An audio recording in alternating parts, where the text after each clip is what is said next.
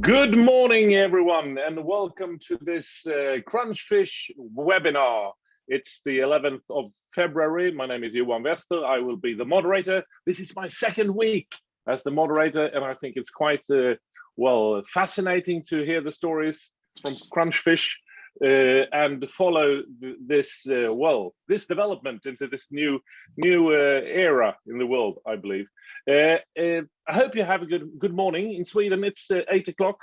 We are broadcasting from the southern part of Sweden, but I know you are watching this from all over the world. I've heard we have plenty of, visitors, viewers in India, where it's lunchtime. But wherever you are, you're most welcome. So I hope you will have a good, 45, 50 minutes ahead of you. Every week at this hour, we have this webinar. It's about Crunchfish, it's about digital cash. But every now and then, every fourth week, we dive into the topic of gesture. And this is what we're doing today. So we will have the three-part show. Let's treat it as a morning show or a lunch show or whatever the time you have. So we have three parts. There will be a presentation part. There will be some kind of interaction, a panel discussion, and then at the end we will have plenty of time for questions from you. So if you have any thoughts, any reflections, any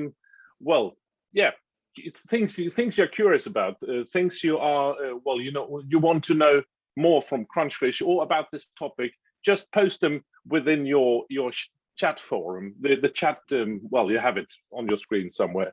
So use that, because the third part, otherwise it will be quite crappy if you don't have any questions. So use that and feel most welcome.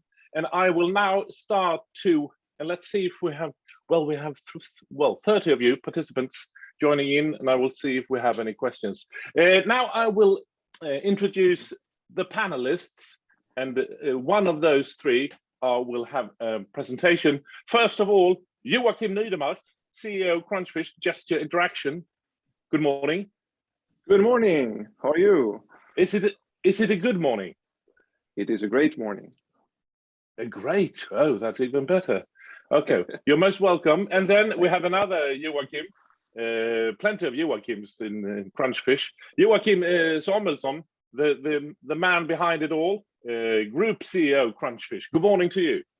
Good morning, Johan. Nice to be here again at your morning show. Yeah, I've taken over now. You I know. You're doing a great job, Johan. So keep going. Well, thank you. And then we have, is it the morning sun from the right side of your face? Daniel Milesson, R&D Director, Crunchfish Gesture Interaction. Good morning. Good morning, Johan. Hi, how are you? Is it the morning sun? Morning sun. It's the morning sun. I can adjust the sun in this direction. Yeah. Oh, well, looking. The sun is not up, but it will be soon, I guess. Okay. Okay. The three of you. This is it's the Olympics. Do you follow it? Yeah, we do. Sweden is doing great. Yeah. You know, we at the opening ceremony, we saw 4 Indians walking in, 4 people from India, and we were pretty sure that was our 4 employees of India. Gagan was carrying the flag, and then there were the other 3. It was Ram and Vijay and Samar, and we congratulated them, and then we said we're going to cheer for you all the way. Okay, well, great. So Joachim Nydemark, what's your favorite sport? What do you follow at the Olympics?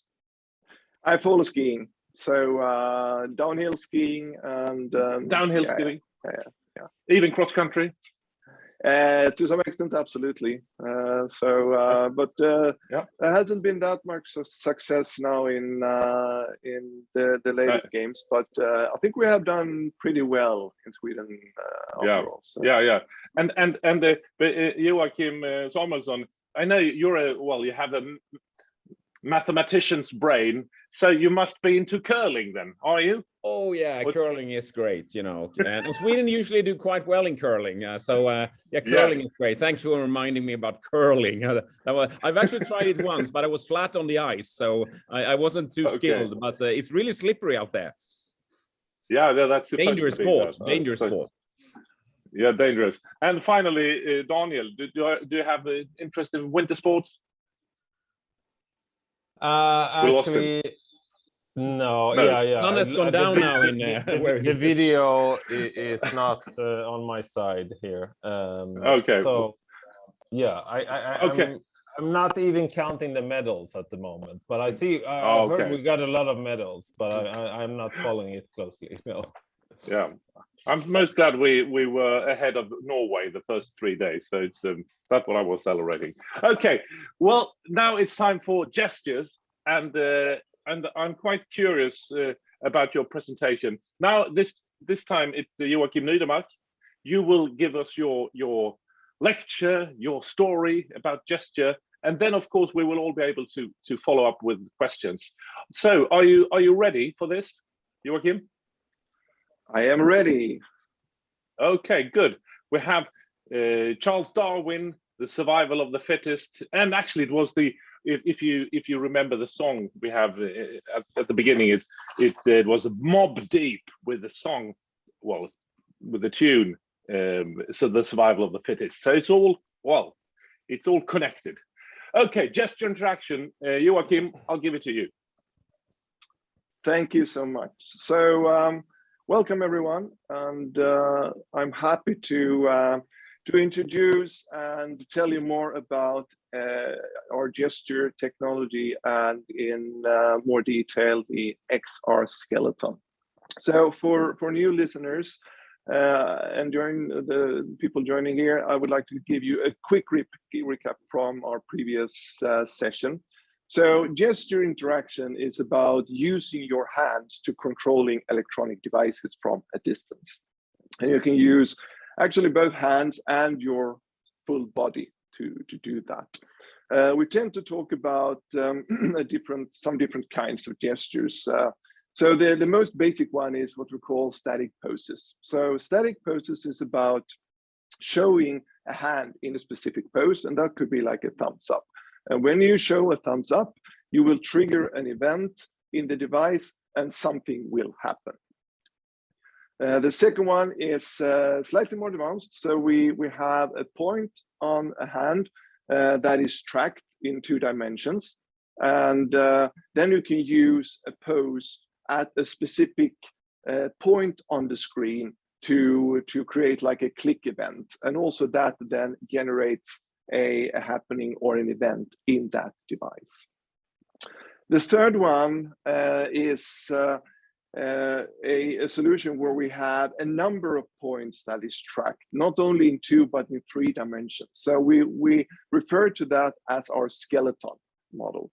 And more specifically, we have a number of points on the hand or from head to toe that we are tracking. On the hand, we're talking about 21 points on each hand, and each fingertip, each joint of the hand is then sort of represented by a specific point with coordinates. And these coordinates then we track, and this can be then applied in certain use cases for interaction purposes.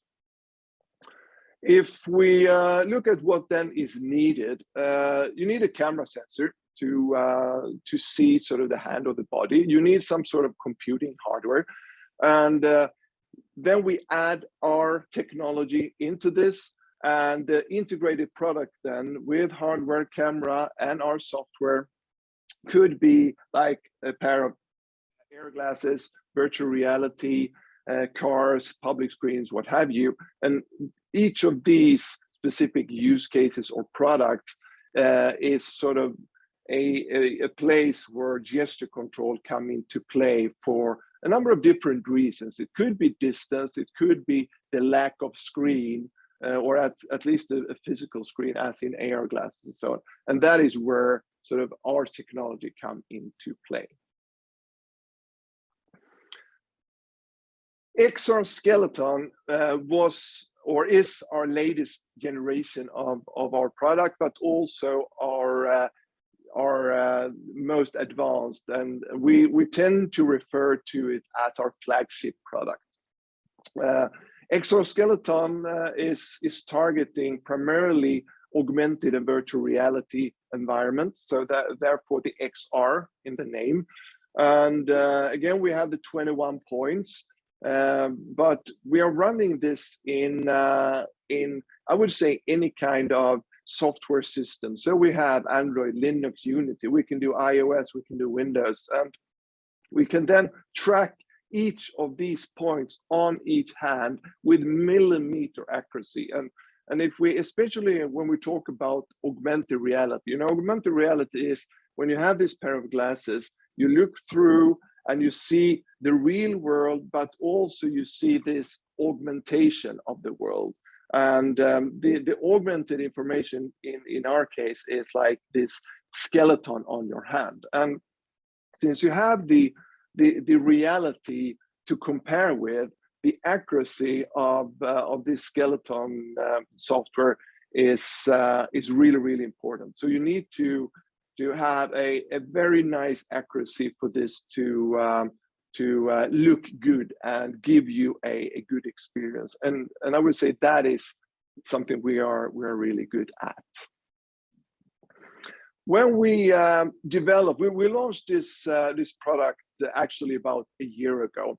But during the work with developing Exoskeleton, we actually not only created this product, we created a whole skeleton platform, because doing or developing this kind of technology requires a number of things that is needed to make this work. And what we have done here is that we've created a whole process, not only development process, but it also includes like tools, development tools, annotation tools. We base everything on our neural network, or in-house design neural networks. And neural network as such is like, it's a complicated space, but basically what this is that we use this as the foundation of our technology and a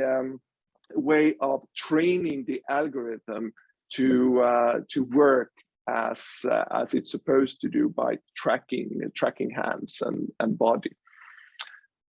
So part of this is definitely sort of the training, and when I say training, I talk about that we need to have a huge amount of images of hands and bodies that we throw into this sort of training system with our neural nets, and the computer or the software needs to learn what a hand and a pose and a body looks like. In this process, the training data is extremely important, and we're really proud to be able to generate this training data from scratch. So we have our in-house developed rigs for this with camera setups.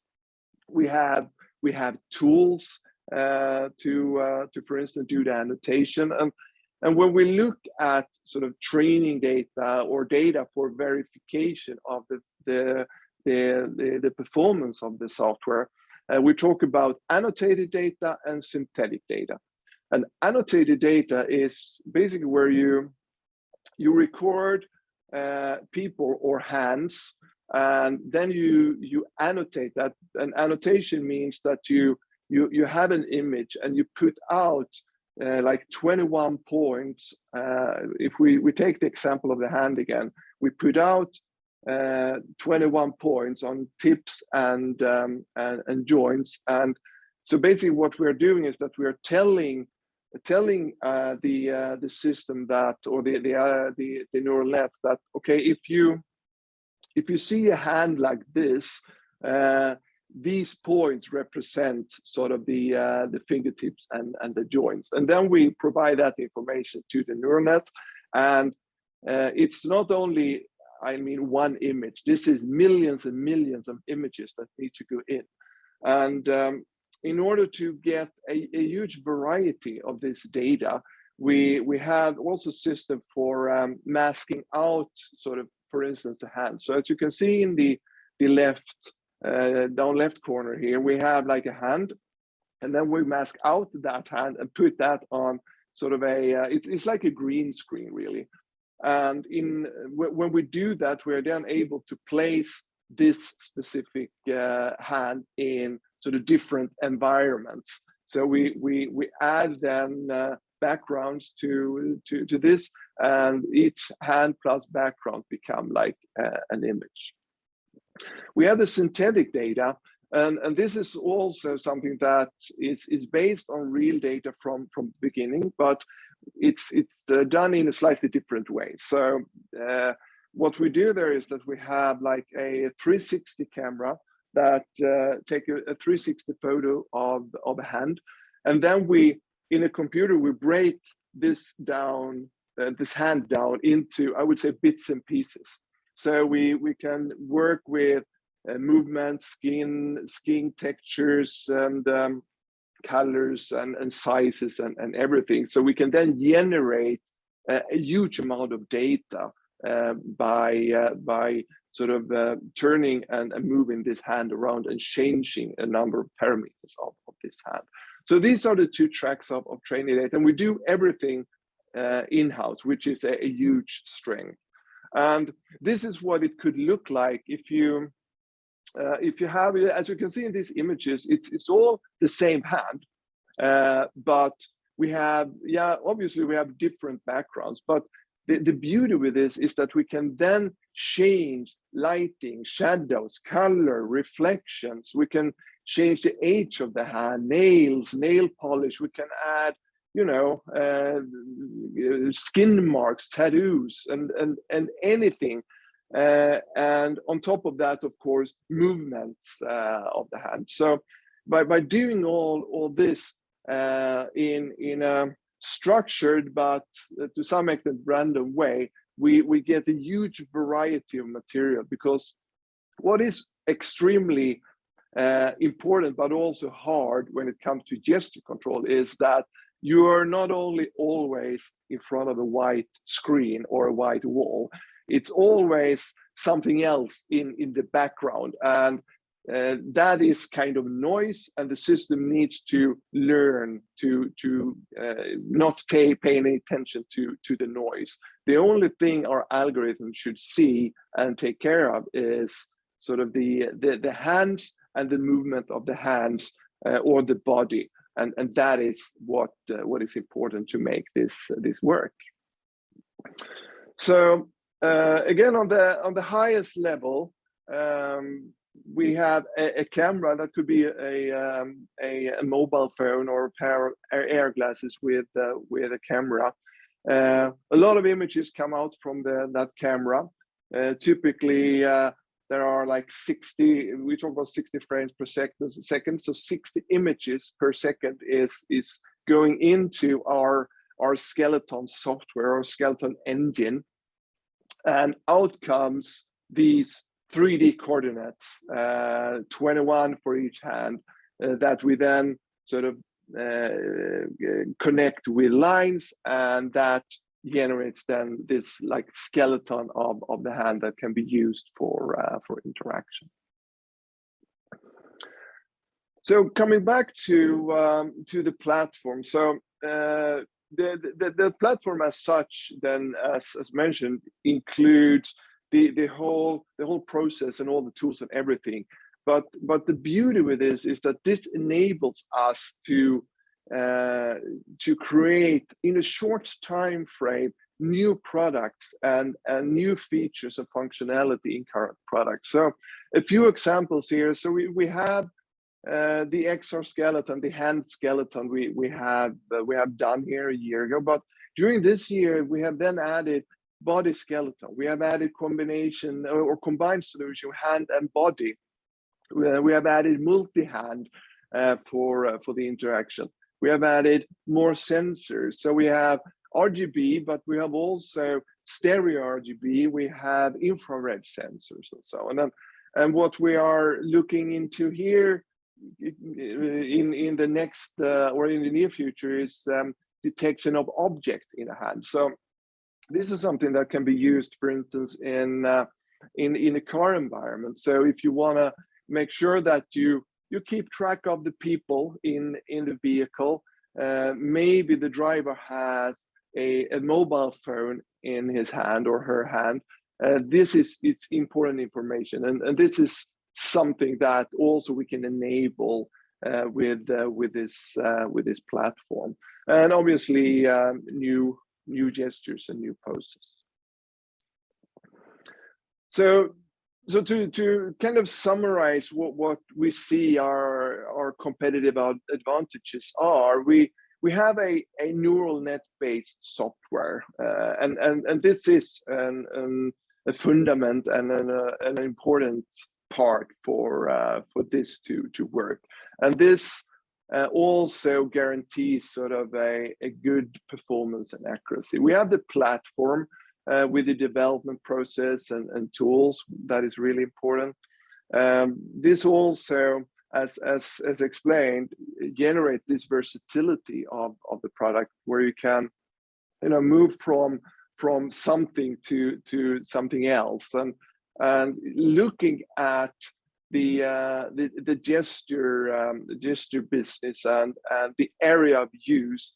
Each of these sort of use cases and areas are slightly unique. So we need to be able to be flexible in this, and flexibility and versatility is a key word for us. We have 10 years of experience in this space, so we know what we're talking about, and we also have 50 million plus devices on the market, and I think this shows that we have proven the software, and we have proven ourselves being able to develop commercial product that works in a real context. So with that, I would like to say thank you, and very much welcome any questions the audience may have, and I'm happy to give it a try to answer together with Daniel and Joachim here as well. Thank you. Well, thank you so much. This is very fascinating, I would say, and I'm just curious, who's your main target? This product, who is it aimed at? Well, mostly, would you say? Yeah, so we target the developers or the manufacturers of certain devices. So augmented and virtual reality devices is for sure one thing. But it could also be mobile phone manufacturers or consumer electronic manufacturers, I would say. But also in the automotive industry now is very exciting, because we have a technology that meets a number of requirements that is put, and there we can work both with the big brands like Hyundai and BMW and so on, but also the T1s, the Tier 2s that provides sort of their system to the car manufacturers. Okay, great. Well, let's invite the other two panelists, Joachim and Daniel, to join in. You know the product, but what were your key thoughts while you were watching Joachim's presentation? Let's start with you, Daniel. I think that I mean, with a very small team here in Malmö, we've created like a very impressive and cutting edge technology. Like, I'm sort of proud of the team when I look at not only this presentation, but the full width of what we created here. So we do have very a very competitive and a technology that not a lot of other people has even managed to come close to. And when you say cutting edge and you're proud of it, and I realize, well, I understand, but what are you thinking about? So it's actually, there's a lot of things that goes into a product like this, and I would say like 95% of it's under the hood. There is like creating this whole ecosystem and environment behind this to be able to create synthetic images, to be able to accurately predict 3D from a single camera, a lot of things like that. Pretty complex stuff, and it takes a team, and it takes a lot of effort to get to the point where we're at right now. Yeah, and how many competitors are there? There should be many, I believe. I would say that there are not that many, to be honest. We have some of the biggest ones, like the Facebooks and so on. They have sort of VR equipment, so we know that they are doing things in this space. But if we look at more independent providers, I would say there is maybe a handful companies in the world that is capable of doing a similar technology. And I know that doing sort of the stereo camera setup for augmented reality, there is no one currently with a full working solution. Joachim Samuelsson, last week we talked about digital cash at Crunchfish, and we will do that next week as well. Are there any connections between those areas, digital cash and gestures? Can they be used together, or yes, just total? Any thoughts about that? We've actually because we run it as two separate sort of subsidiaries. Joachim is the CEO of Gesture Interaction. Daniel is sort of our R&D director, but and then we have the other side where we have Patrick Lindeberg, he's the CEO, and we have Paul Kronholm as the sort of equivalent of Daniel's role. But there is one particular thing, and we just recently announced that we got a patent for, if you think that we've been talking about that, in not too distant future, the personal device you will have as a consumer will not be a mobile phone anymore. It will probably be glasses, because it will free up your hands. Right now you have to hold a mobile phone and you press with one hand, and so both hands are sort of occupied while using it. Whereas I think with glasses now, it's going to be completely just everything happening with the glasses. That's going to be people's device for the future. And we're into payments, and we're into payment with mobile phones. So payments with glasses will be a kind of a key thing that's going to happen. And one of the things you do with payments is that you have to authorize a payment, and you do that with a PIN. And we just got recently a patent that we announced not too long ago, where because if you do a gesture, everybody will see the movement of your hand, so they could sort of understand, okay, what is the PIN? They can sort of get it. Okay, 4396, sort of. They can see your gesture. But what we do, that the view you have, Johan, is sort of a scrambled keypad. So if you think that we randomly, every time when you're gonna log in to the device, or unlock it or lock it, we scramble the keypad. So the numbers are in a completely random order. So you have the same PIN in your head, you remember that, but you will do another gesture every time. So no one visibly will be able to see it. That's important to do unlocking and locking of a device, but it will be every single move you do, you have to authenticate that I want to do this payment. You know how you press on a car terminal, you always press your PIN. This will be the same, doing this sort of in open air. But that patent we had got for gesture would be a key component. And we've actually made a deal. I've told Joachim and Patrick, fight it out. Joachim, you're going to sell something to Patrick, because Patrick needs to buy your technology. So we're going to, we've done a deal between digital cash and gesture. So digital cash is actually then using the fantastic patents and technology that Joachim and Daniel has developed. So yeah, there are, and authenticating payments, authorizing payment. Okay, well, yeah, that's a cool thing. Yeah, I understand. And are you doing research about when it comes to glasses as well? Do you have the products? Well, no, we don't. We provide infrastructure, just like we do with digital cash. Is an infrastructure for everybody to use. Likewise, we have gesture control. It's an infrastructure for everybody to use. But we are Daniel and Joachim is in contact with sort of most sort of AR glass providers in the world, and we have some of the top brands that are using our gesture control. But we don't do that. We don't develop applications. We don't develop the sort of the hardware. But we have built this fantastic platform that throw anything at it. Daniel's team sort of, they just do magic, and they train the machines in an extremely efficient way, and then we're up with a new product in no time. So I'm so proud as well. I have to just say that what Daniel has done, and Joachim sort of his leadership, and with Daniel and team is second to none. They're just great.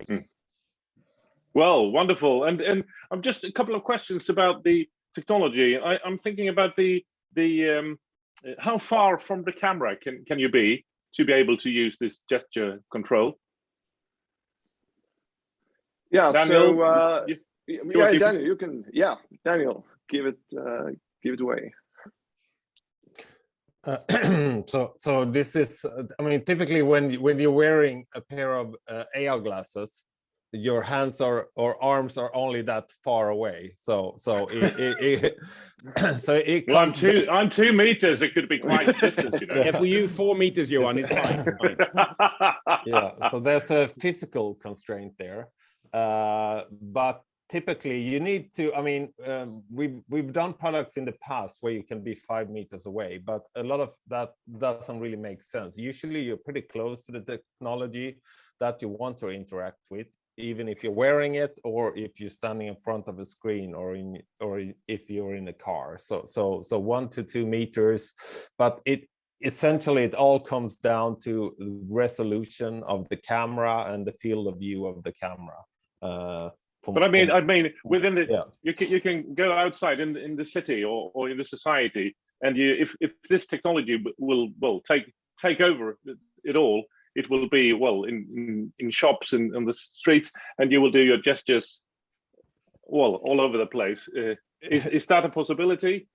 That you can interact? In the future, that's certainly a possibility. That is more like an infrastructure kind of problem, where how it integrates with everything around you.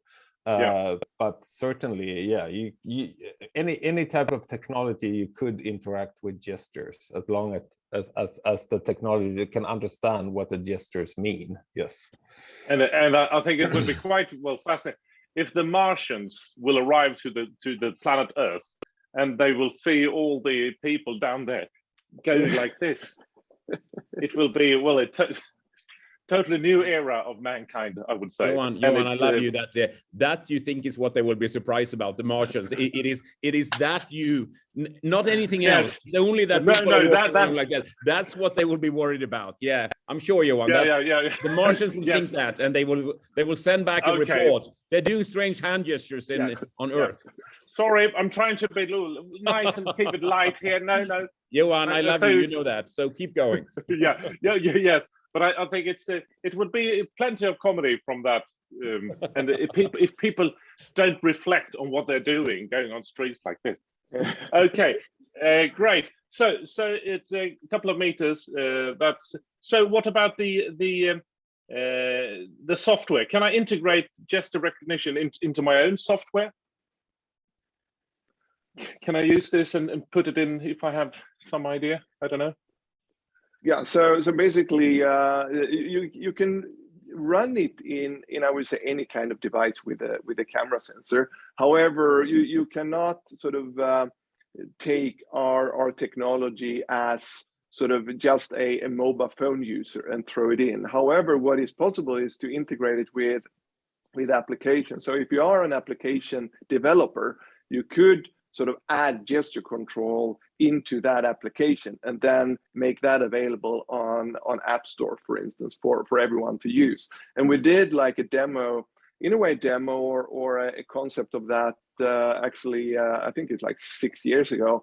It's called GoCam, and you can download that still from App Store, and that is to capture photos by using hand gestures, and that is for everyone to download and use in their mobile phone as of today. So and what about this is we have the 3D, but many cameras, it's 2D technology, and any problems with that?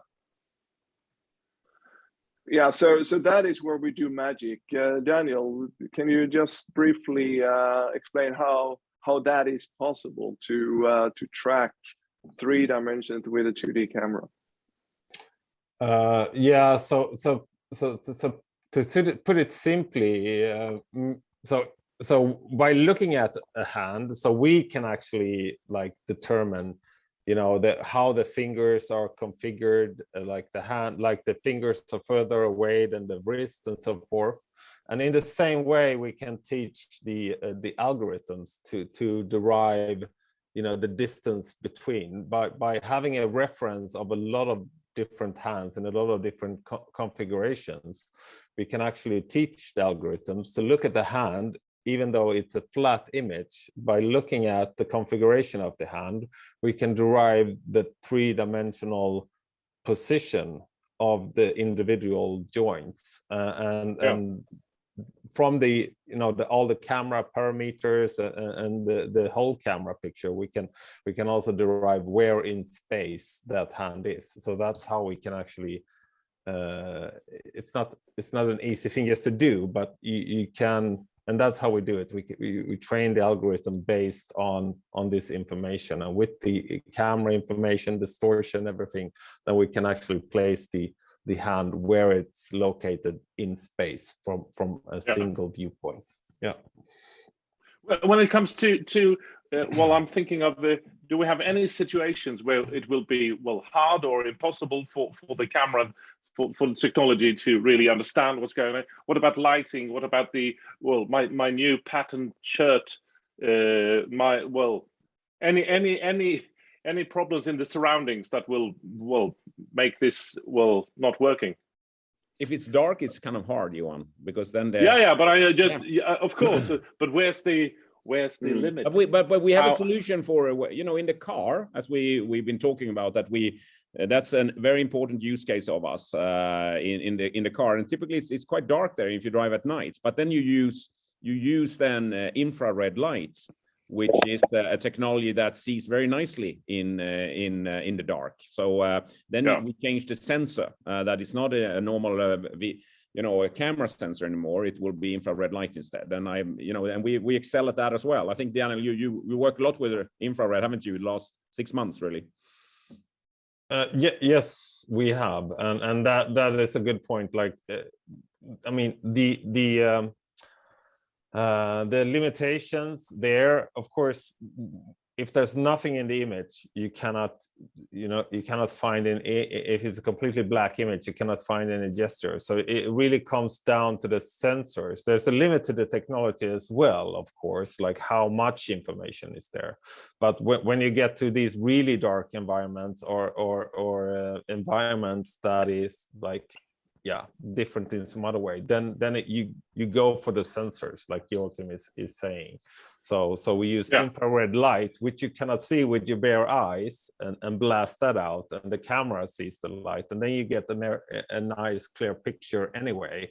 It's a black and white picture or just a single color picture, but at least you can see what's going on. And if it's raining, if it's foggy, snowing, if I'm underwater, in the jungle, there's plenty of bushes and grass. Will it be able to? I'm just testing you. Yeah, I think that is if you saw the image with all the hands, I showed this with all the different backgrounds. So that is part of that challenge to make sure that it works in, any kind of surroundings or nasty backgrounds, and if there are like a lot of blur or disturbance in the image, we should still be able to see and detect the hands. And if someone's photobombing my picture, and I'm doing my gestures, and someone goes, could it realize, no, it's not Johan's hand, it's bloody Joachim's hand again? But the algorithm, they can see what hands are mine. I don't think we can not identify your hands as such, but how we usually do in that kind of situation is that we lock on one specific hand, for instance. So if you're looking at the use case in front of the TV, for instance, you have maybe 4 people in front of the TV. You cannot have everyone controlling the TV at the same time. It will be a mess. So what you do then is you need to do like a specific command and take control. And when you have taken control, the system locks on that hand, and then the other can do whatever they like, and you can do like these crazy movements, and we will still sort of sort it out. I will do my crazy movements, definitely. Okay, well, we are getting into the Q&A section, and with your questions, so use the chat forum. I can see a question from Timmy, and please join in if you have any questions. But just I'm thinking about we have the sign language, well, and it's different in different parts of the world. So could those kind of gestures be useful? Could they be interpreted?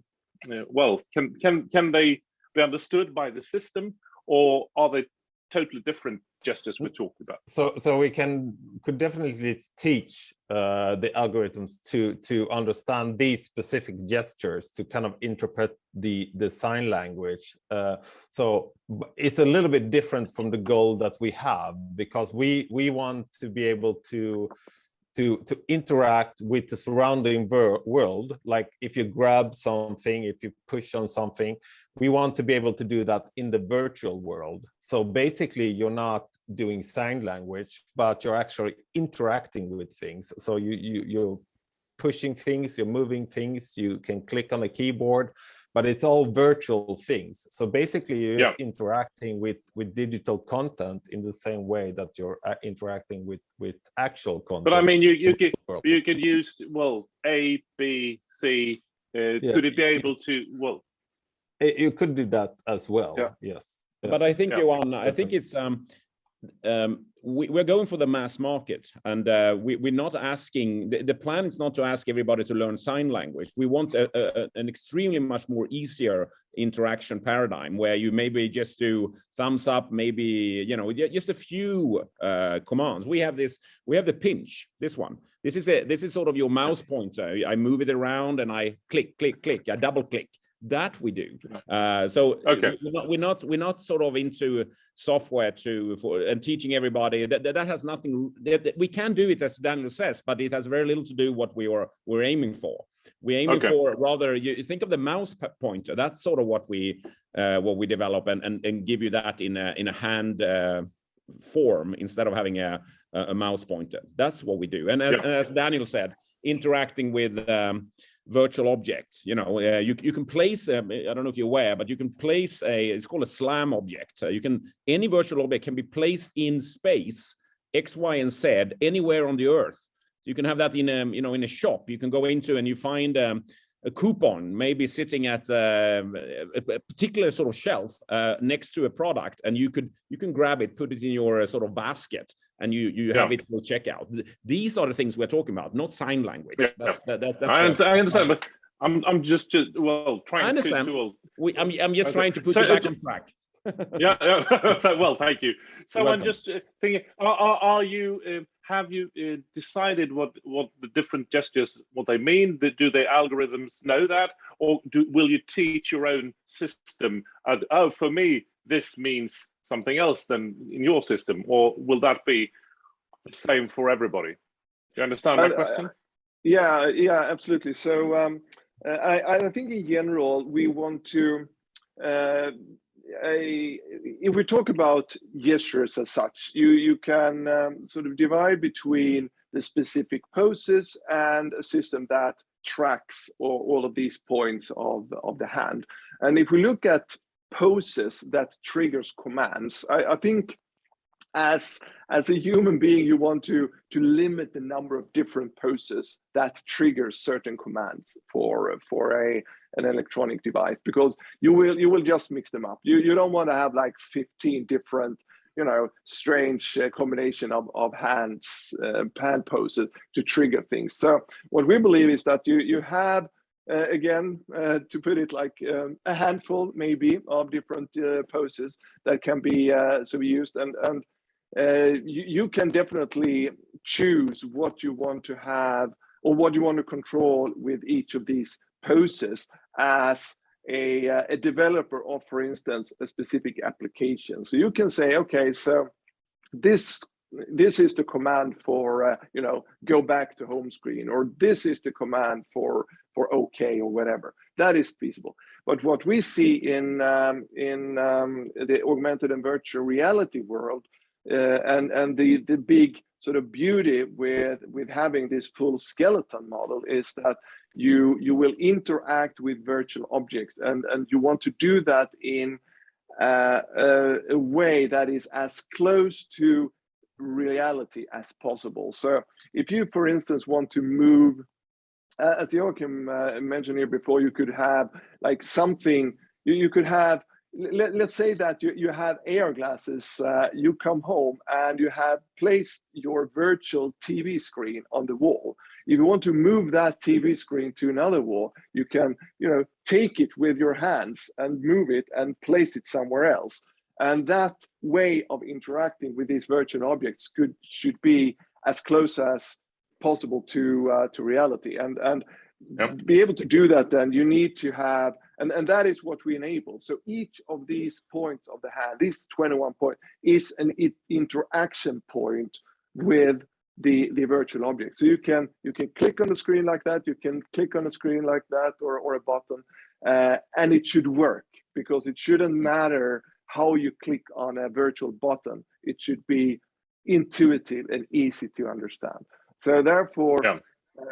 I think we will not focus that much in specific poses. It will be more like, do it natural, do how you would like to do it, and how you would do it if it was like a physical button, for instance. Yep. Let's go to the last section, and actually we don't have that many questions, so if you have any, please post them right on.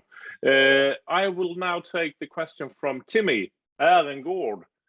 Can you speak to the advantage of mapping a 20-point model of a hand compared to mapping the entire surface of a hand? I can take the question. I Okay, great. understand the question.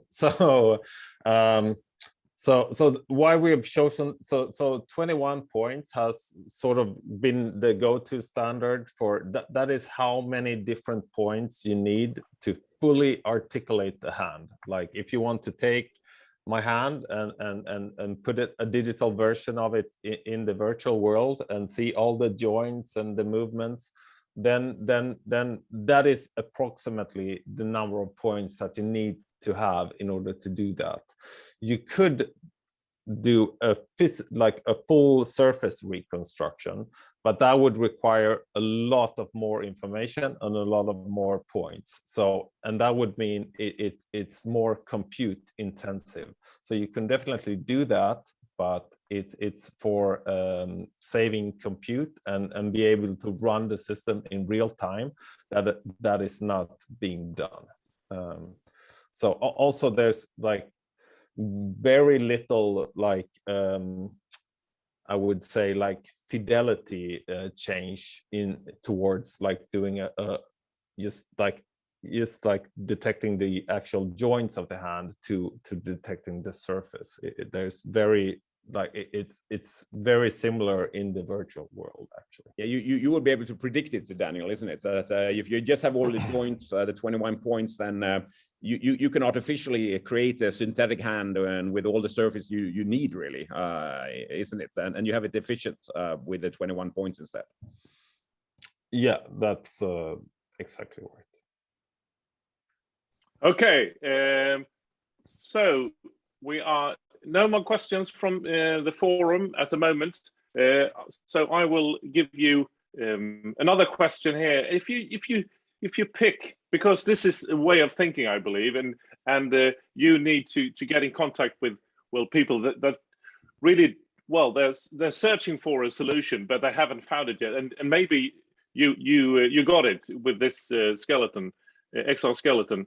So I just want, if you could reach out to some kind of consumer some companies that could use your technology, but they don't. They just give me the argument, the reasons why they should use your technology. So just reach out and tell the reason why this is so important. Let's start with you, Joachim Niedermark. So yeah. Just tell us once again the where could use case, where can you use this technology? Help us and me thinking about it. Absolutely. So I think that again, gesture control is about interacting from a certain distance, or if you don't have like a button to push or a screen, a physical screen to touch and interact with. Yeah. So looking at the different areas then could be, again, the virtual and augmented reality, but it could also be if you want to interact with a smart TV at home, for instance. It would be convenient to do that with hand gestures instead. Just give me some examples. So in my own home, just help me understand where could it be useful within my home.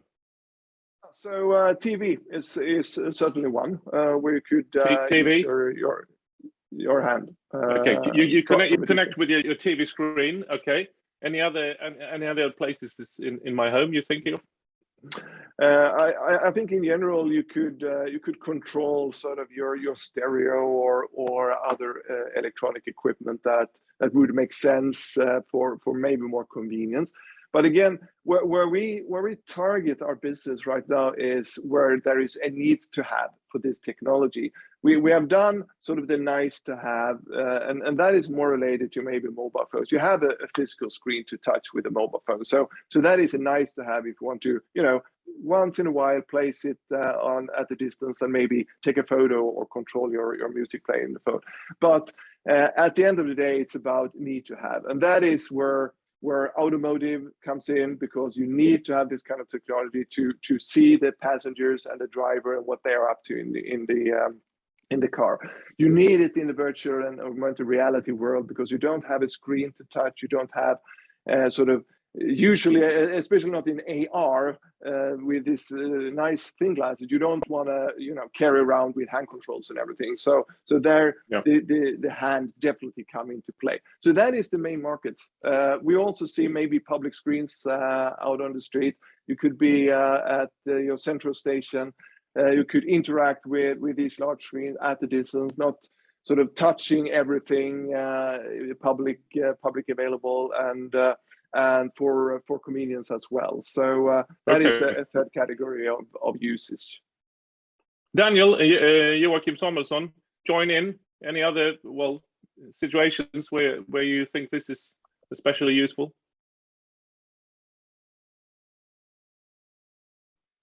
I think it might be useful, but I think Joachim points to where we have our focus. Anywhere with the camera we could interact, as you were saying. Even on, in the streets, sort of as an infrastructure. But we tend to focus in now on where, as Joachim says, where this becomes a must-have technology. In the car, I think public screens, because you don't, for hygienic reason, want to touch them. That's sort of a must-have then. And then AR glasses, because you have no screen to touch. So AR, VR, I think is good examples. And that's where we're focused. And that's where I think we are coming to market with our very, very strong sort of solution here. Could it be connected to voice control in yeah, you some can way? have dual mode. That's you can do multimodal type of interaction, that you have both gestures as well as sort of voice control in combination. Yeah, anything is possible. Indeed. This is technology, Johan. We can do magic. Whatever you want, really. Yeah, great. Daniel, anything you want to add? No, I think Joachim just covered it pretty well. Like with public screens, AR, VR glasses, this is where this technology really comes into play. Yeah. So last question, if you want to reach out, this is an opportunity for people watching to get in contact with you. And of course, you're developing this these technologies, and you need connections with the real world, with situations, with where your partners in the future, where they are at the moment. So who should call you? Who should contact you if you wish? Just send it out. Nedermark. Yeah, so I mean, any company that is sort of developing things related to the two main areas we talked about now, the either in-car system for interaction or safety, or augmented and virtual reality interaction, is sort of the key areas for sure. On our webpage, you're able to write down your name. It's possible to download a few demos as well that you can try on your mobile phone, and we'd be happy to take any call or email coming in to elaborate further on what we are capable of providing. Okay, great. Thank you so much, Daniel. Joachim S. Anything else? I'm getting hungry, Johan. So it's breakfast time. Okay. So you better wrap it up now. Yes, I am doing it. I'm doing it. Okay. So, well, that's almost an hour. I hope you've got plenty of new thoughts about gesture control. I think you were very good at explaining this, Joachim Nedermark, and it will be great to. Is it 4 weeks from now? We will have another gesture session. You're right. We have this cycle of 4. Always, every second one will be digital cash. But as you can see here, 11th of March, we'll talk about, actually go more in depth for, and I'm sure Joachim will talk more about these 3 use cases around public screens, automotive, as well as then AR/VR. So that's in 4 weeks' time. We'll come back to and do a deep dive on that. Next time we will have digital cash. We will have an external presenter. This will be the global head of sales from Viki, Peter Ma. Very exciting. They are a great partner to us, developed our secure environment on mobile phones, and they are our distribution channel as well in Southeast Asia. Fantastic, I think. Don't join that one. We will have a more broader Crunchfish focus on the 25th of March, on Feb. It will be our IR manager, Eric Berggren, who will be talking about Crunchfish investor relations. And then I'll talk about on the March 4th about the secret sauce of our digital cash solution. And that's our digital cash messages. You don't want to miss that if you really, really want to understand what's make digital cash magic in Crunchfish. That's sort of the plan for the next 4 webinars. Okay, great. So you have it all, and welcome back. And if you have been watching this later on, not on the live session now this Friday morning, it's you know where to contact, who to contact, and where. So, and let's meet next week then. Thank you all of you, Joachim, Daniel. Time for breakfast. Yeah, time for breakfast. I'll play Mobb Deep again for you, Johan, if that's okay, with the survival of the fittest. I just love the tune or the beat of it. So yeah. So let's end this like a children's program, all waving. Okay. Bye. See you. Cheers, see you. See you later, alligator.